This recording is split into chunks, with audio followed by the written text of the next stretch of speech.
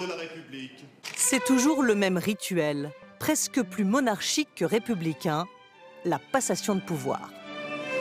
C'est le sacre d'un nouveau monarque républicain, donc effectivement avec un rituel qui remonte à la monarchie, comme les 21 coups de canon tirés aux Invalides. Janvier 1959, la Ve République est à ses débuts. De Gaulle entre à l'Élysée, il succède à René Coty.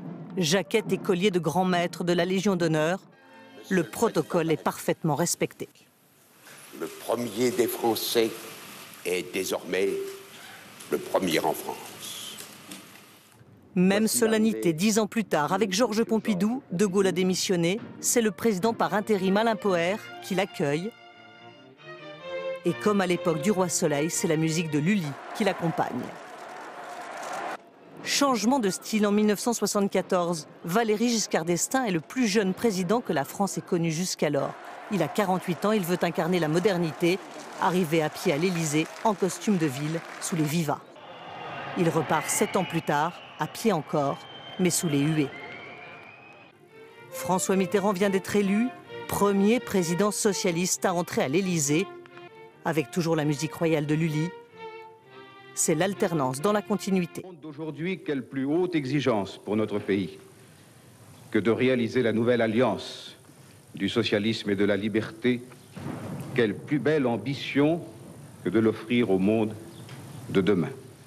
14 ans plus tard, à l'issue du plus long mandat de la Ve République, François Mitterrand, affaibli par la maladie, s'en va, raccompagné respectueusement par Jacques Chirac, son éternel adversaire.